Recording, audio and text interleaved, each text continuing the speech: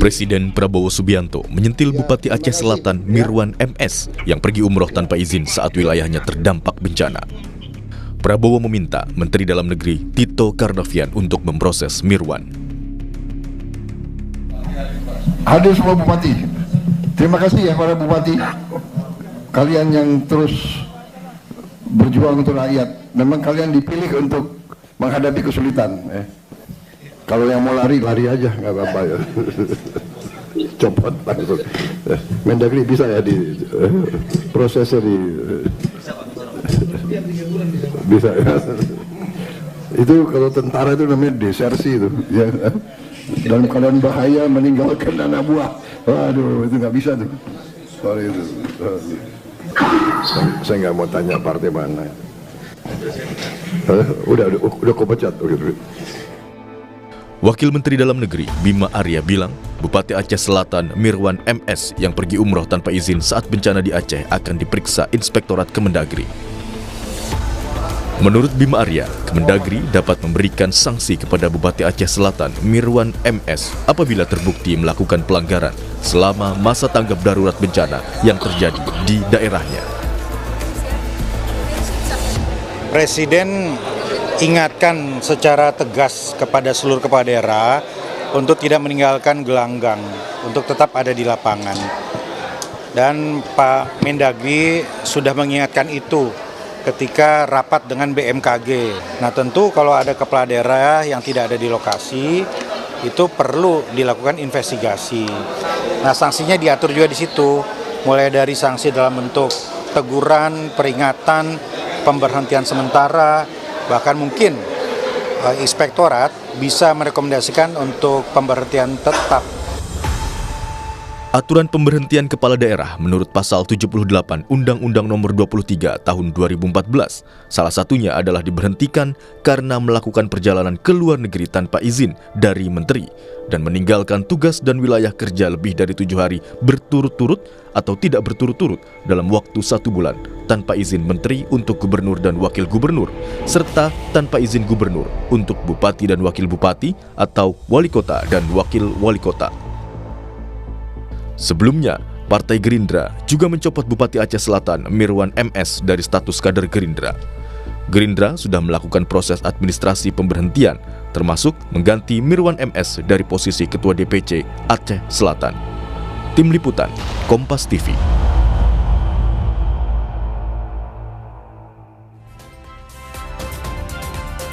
Saudara Wamendagri Bima Arya bilang Kementerian Dalam Negeri akan lakukan investigasi terhadap Bupati Aceh Selatan Mirwan yang pergi ke luar negeri saat Aceh Selatan diterjang bencana. Sanksi teguran hingga pemberhentian bisa saja dijatuhkan jika terbukti bersalah. Kita akan bahas pagi hari ini bersama dengan Ketua Komisi 2 DPR Muhammad Rifki Nizami Karsyayuda dan juga ada pakar hukum tata negara dari Universitas Esa Unggul Profesor Juanda. Selamat pagi, Assalamualaikum Bapak-Bapak. Waalaikumsalam, selamat pagi. Ya, ini kan kita juga dikejutkan ya dengan adanya kabar Bupati Aceh Selatan Mirwan yang pergi ke luar negeri tanpa izin bahkan ya dari gubernur dan juga dari Kementerian Dalam Negeri. Saya mau ke dari DPR dulu, Bung Rifki. Presiden Prabowo Subianto bahkan memberikan atensi soal pencopotan, bisa tidak dicopot. Nah, kalau dari internal Komisi 2, apakah nanti sudah ada pembahasan soal ini bersama dengan Kementerian Dalam Negeri? Jangan sampai kemudian cuma hanya teguran saja.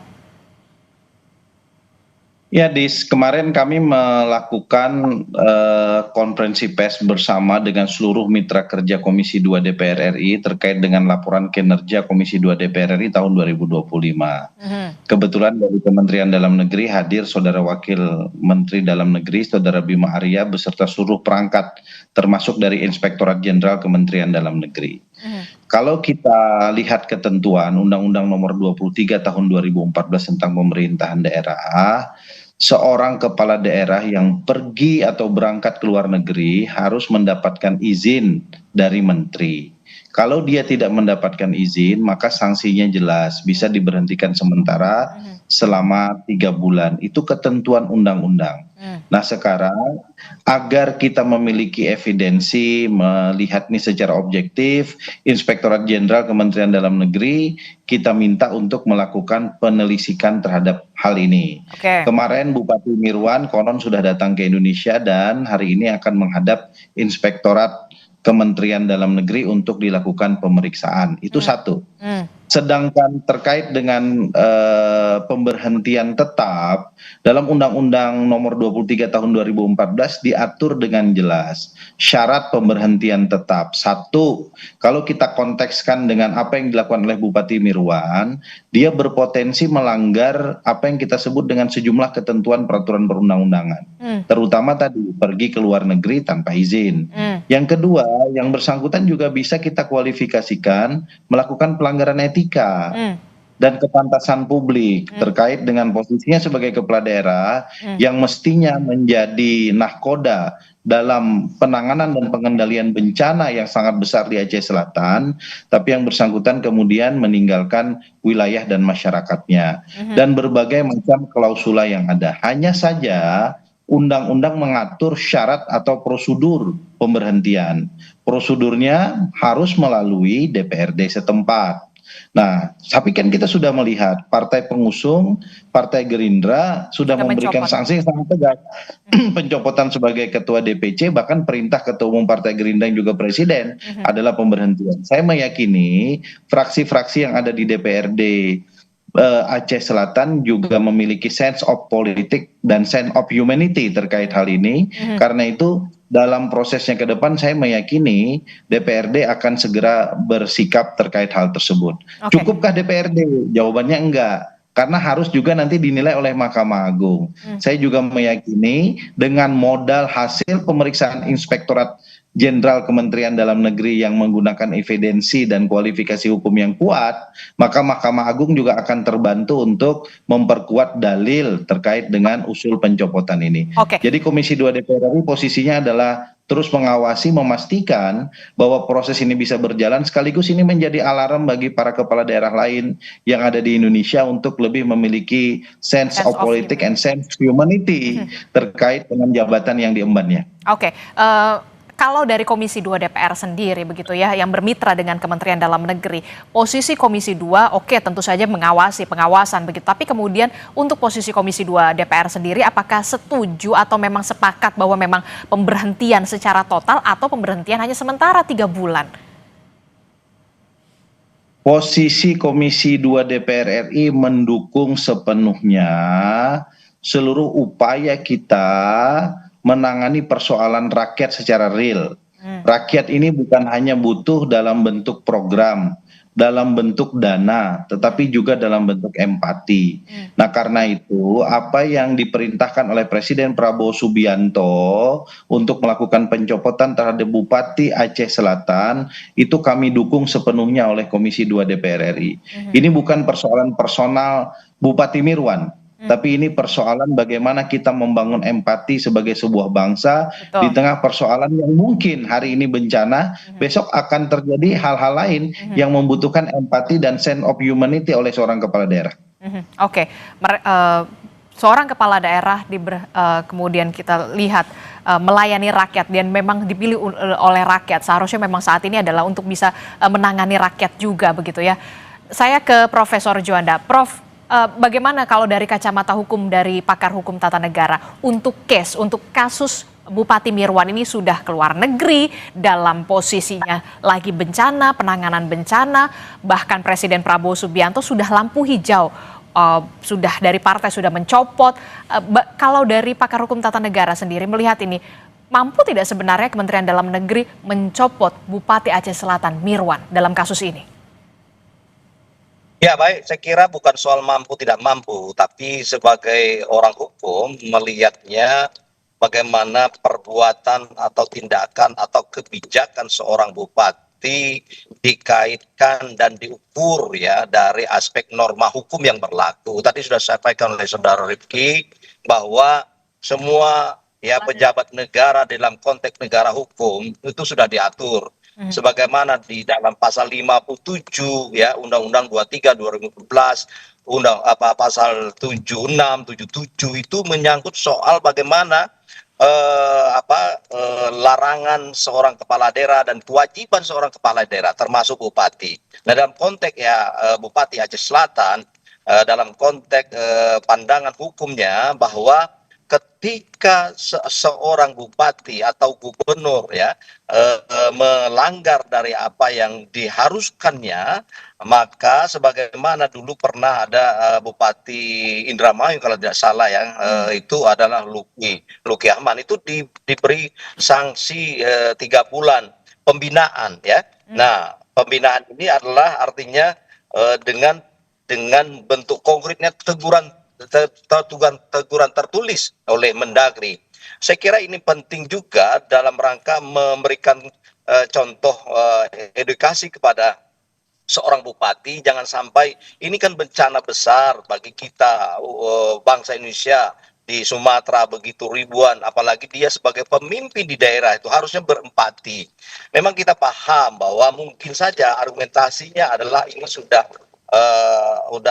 terkait perencanaan untuk umroh misalnya. Memang antara umroh dan kepentingan umat saya kira itu kan merupakan hal yang perlu kita bedakan, kita pisahkan.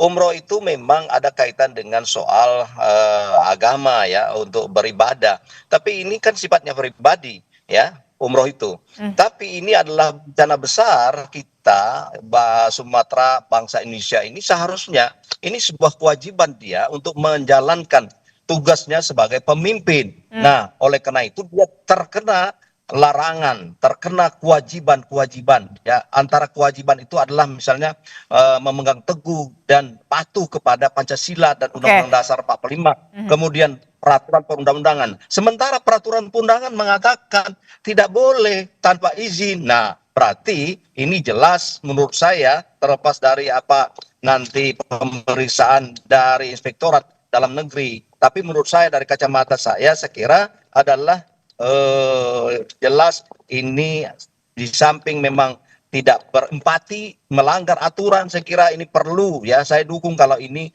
terbukti nanti diberi sanksi yang tegas. Tetapi dalam konteks ini perlu diketahui oleh masyarakat, untuk pemecatan secara definitif saya kira terlalu jauh. Karena untuk pemecatan secara definitif terlalu jauh. Mengapa demikian Anda bisa mengatakan seperti itu, Prof? Ya, karena begini ya, di dalam konteks soal pemberhentian secara definitif itu kan ada regulasi dan pasal tersendiri juga. Artinya tidak masuk ke dalam hal-hal berkaitan dengan tindakan yang pergi ke luar negeri tanpa izin. Misalnya kalau ada dugaan korupsi atau sudah terbukti korupsi ya, nah itu bisa diajukan pemberhentiannya kalau memang sudah terbukti itu. Kemudian bisa jadi membuat kebijakan yang meresahkan masyarakat. Kemarin itu kan lagi viral juga di daerah Jawa Timur, itu ada bupati saya lupa, itu masalah didemon oleh masyarakat, meresahkan. Nah itu regulasinya berbeda. Nah ketika hal-hal tindakan-tindakan yang menyangkut soal yang sangat lebih lagi soal tindak pidana dan sudah menyangkut meresahkan masyarakat, nah itu baru bisa diusulkan oleh DPRD ya, kalau itu nanti terbukti ke Mahkamah Agung. Mahkamah Agung setelah itu baru bisa diproses. Berarti case-nya kalau berarti Prof, berarti case-nya kalau tindakan korupsi dan meresahkan masyarakat, kepala daerah di saat bencana tidak ada di daerahnya, apakah tidak meresahkan masyarakat kalau menurut Profesor Juanda? Ya, saya kira begini, kita harus clear melihat ini secara objektif. Yang dimaksud masyarakat itu adalah tindakan misalnya yang misalnya dia memungut pajak atau menyatakan sesuatu yang kira-kira membuat masyarakat ini bentrok atau konflik yang bereskalasi besar misalnya. Nah itu kan itu yang dimaksud adalah meresahkan masyarakat. Tetapi ini kan tidak meresahkan masyarakat. Bencana ini adalah datang dari dua dua aspek menurut saya, dari kelakuan manusia yang memang melakukan penebangan liar, dan emang ini adalah kejadian alam yang memang dikehendaki oleh kuasa Allah. Jadi oleh karena itu bukan kehendak dari bupati itu, tetapi bupati itu pergi yang salahnya tanpa izin. Nah ini ya, jadi ketika sebenarnya kalau memang misalnya dia pergi itu dengan izin, saya kira tidak ada masalah. Nah itu problematik hukumnya adalah kenapa pergi pada saat tidak tepat. Walaupun umroh itu penting dan sunnah sebenarnya kalau umroh ya, tidak wajib. Nah oleh karena itu antara kepentingan pribadi dia sebagai umat itu sebenarnya tidak dia tempatkan sebagai pemimpin yang lagi mendapat musibah besar. Inilah saya kira duduk persoalnya. Oke, jadi menurut Anda kalau dari kacamata Anda untuk kasus Bupati Mirwan ini seperti Bupati Luki pada saat itu mendapatkan pembinaan 3 bulan selesai. Walaupun ini kita lihat case berbeda ya. Ya walaupun case berbeda, tapi kan inti ontologisnya adalah substansi problemnya adalah karena yang bersangkutan pergi ke luar negeri, apakah umroh atau perjalan-jalan, tidak izin gubernur, ya, tidak izin gubernur. Itu ketentuan yang diberikan. Oleh karena itu, tidak izin gubernur inilah sama dengan Luki dulu, tidak izin Mendagri juga, ya, kalau ke luar negeri. Nah, dengan demikian maka menurut saya, ya, paling tidak itu 3 bulan harus dibina itu, sesuai dengan aturan yang berlaku. Biar dia tahu bahwa jangan jadi bupati ya tidak berempati dengan masalah rakyatnya. Masalah rakyatnya sangat sekarang lagi sengsara ya, soal ekonomi, soal infrastruktur dan segala macam. Ini di mana letak empatinya padahal saat waktu ingin jadi bupati, memujuk rakyat, beretika segala macam. Saya berpendapat dengan saudara Presiden secara etika, secara prinsip asas penyelenggaraan pemerintahan yang baik itu juga sudah dia langgar, saya kira. Semuanya sudah langgar. Bung Rifki, bagaimana kalau dari kacamata Komisi 2 DPR, kalau dari kacamata Anda begitu ya, sebenarnya karena ini persoalannya tidak diizinkan begitu ya. Beda pandangan sama Prof. Juanda. Silahkan, Bung Rifki. Karena begini, kalau kita baca black and white ya, Undang-Undang Nomor 23 Tahun 2014 tentang pemerintahan daerah, itu klausul of impeachment seorang kepala daerah, syarat-syarat pemberhentian kepala daerah itu diatur dengan jelas dalam undang-undang itu. 1, yang bersangkutan bisa diberhentikan sebagai kepala daerah karena melakukan pelanggaran terhadap sumpah dan janji. Coba saya mau bacakan sumpah dan janji seorang kepala daerah. Bersumpah berjanji akan menjalankan tugas sebagai kepala daerah dengan sebaik-baiknya, memegang teguh Undang-Undang Dasar 1945, melaksanakan semua peraturan perundang-undangan dengan sebaik-baiknya, serta mengabdi kepada masyarakat tanah air dan negara. Dalam konteks melaksanakan peraturan perundang-undangan dengan sebaik-baiknya, yang bersangkutan jelas melanggar sumpah dan janji sebagai kepala daerah. Dalam konteks melakukan pengabdian kepada masyarakat, tanah air dan bangsa dalam konteks bencana, ini juga bisa dikualifikasikan sebagai sebuah pelanggaran sumpah dan janji. Ini masuk dalam klausul of impeachment seorang kepala daerah yang bisa diproses oleh DPRD setempat. Yang kedua, yang bersangkutan juga tidak melaksanakan kewajiban kepala daerah di pasal 67 Undang-Undang Nomor 23 Tahun 2014. Apa itu? Yang bersangkutan lari dalam tanda kutip dari tanggung jawabnya, tidak melaksanakan kewajibannya, yang bersangkutan tidak melakukan koordinasi dengan instansi terkait, ini diatur dalam huruf G pasal 67 undang-undang tersebut, dan yang paling penting yang bersangkutan tidak menjamin tersedianya layanan publik yang penting dalam keadaan darurat yang merupakan bagian dari good governance dalam pasal 67 huruf E. Sehingga kemudian hal-hal tersebut merupakan kualifikasi dari, sekali lagi, klausula of impeachment yang kemudian bisa dikualifikasikan sebagai syarat pemberhentian seorang kepala daerah. Yang bersangkutan juga bisa dikualifikasikan telah melakukan pelanggaran terhadap larangan dan perbuatan tercela. Ini kan soal etika, code of ethics, yang saya kira memang dalam konteks pemeriksaan dari Irjen Kementerian Dalam Negeri nanti juga akan membantu kawan-kawan di DPRD Aceh Selatan untuk membantu mengkualifikasikan sejumlah perbuatan hukum ini sebagai sebuah pelanggaran hukum. Tetapi sebelum itu saya ingin katakan begini, saya tidak mengenal saudara Mirwan sebagai pribadi. Kalau saya dalam posisi yang bersangkutan dan sebagai sahabat, sebagai sesama politisi, saya mungkin menghimbau kepada saudara Mirwan lebih baik yang bersangkutan mengundurkan diri. Ini jauh lebih elegan untuk kemudian menyelesaikan polemik ini. Sekaligus yang bersangkutan masih memiliki dignity sebagai seorang politisi. Pada sisi yang lain, sebagai tokoh dari masyarakat Aceh Selatan, beliau masih bisa menunjukkan empatinya dengan bekerja tanpa jabatan sekalipun.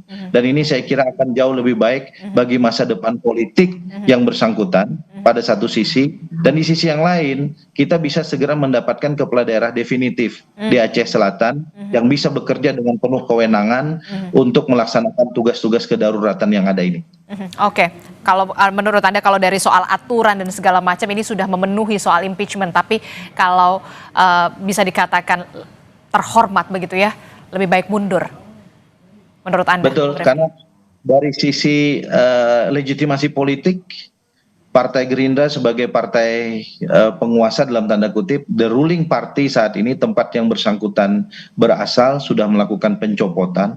Saya kira itu sanksi politik yang sangat berat bagi seorang politisi, dan karena itu memang harus ada kesadaran dalam konteks ini, memiliki empati politik untuk kemudian mungkin give up dulu, bukan karena yang bersangkutan tidak mampu, tidak memiliki power, tapi justru meletakkan kedewasaan politiknya dalam situasi seperti ini, dan itu saya yakin akan menaruh dan menarik simpati oleh banyak pihak.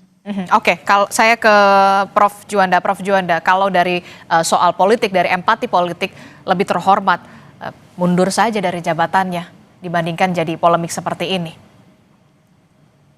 Ya, saya kira begini ya, itu boleh saja, itu adalah sebuah pikiran cemerlang sebagai politisi dari saudara Ricky, mungkin sama-sama politisi ya, mungkin itu lebih terhormat. Saya setuju juga, tapi biasanya karakter dan budaya orang Indonesia siapapun itu jarang saran itu diterima ya, jarang sekali.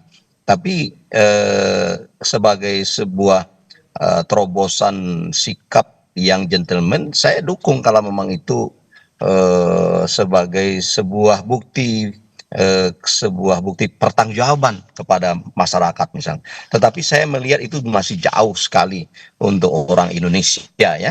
Nah, oleh karena itu saya pikir terlepas dari saran itu mundur tidak mundur, bagaimana aturan hukumnya diterapkan. Saya sependapat nanti terlepas sanksi apa, tetapi paling tidak itu pasti diberi sanksi ya. Mau misalnya pencopotan secara definitif atau diberhentikan, tapi semuanya saya ingatkan kembali, ini merupakan sebuah pembelajaran bagi siapapun ya. Tapi kenapa saya tidak masuk dalam konteks tadi untuk melihat ini diberi sanksi yang definitif, karena argumentasi ya secara profesional yang berkeadilan saya pakai adalah karena mungkin saja jadi antara perencanaan beliau untuk umroh sudah lama, terus ini mungkin tidak bisa, ini saya melihat dari aspeknya Bupati itu ya, dari dia bahwa ini tidak bisa ditunda misalnya, padahal bisa ditunda ya. Nah, tapi argumentasinya karena udah lama misalnya, terus dia untuk beribadah, inilah saya sampaikan tadi, jangan sampai mengambil satu keputusan yang tidak objektif ya. Kita juga harus melihat ini secara objektif, walaupun memang objektif mungkin apa yang kita lakukan ini pasti ada yang pro dan kontra.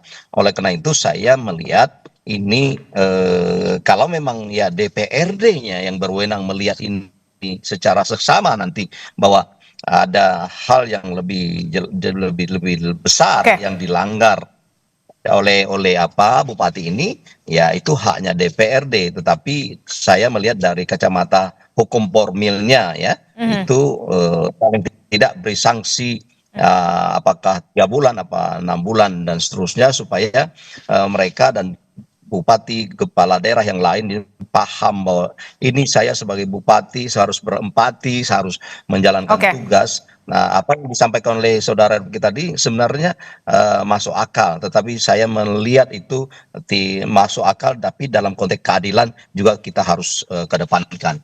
Oke, nanti kita akan lihat bagaimana jalannya dari investigasi yang dilakukan oleh Kementerian Dalam Negeri, apa sanksi yang kemudian diberikan terhadap seorang kepala daerah yang meninggalkan atau melanggar sumpah jabatannya untuk bisa melayani rakyatnya di saat seluruh rakyat di Kabupaten Aceh Selatan membutuhkan seorang bupati pada saat itu. Tentu saja kita akan lihat ataukah kemudian Bupati Mirwan akan secara terhormat mundur dari jabatannya. Kita akan lihat nanti. Terima kasih pakar hukum tata negara dari Universitas Esa Unggul, Profesor Juanda, dan kemudian juga ada Ketua Komisi 2 DPR, Bung Rifki Nizami Karsayuda. Terima kasih telah bergabung bersama kami. Sehat selalu Bapak-Bapak. Assalamualaikum. Selamat pagi.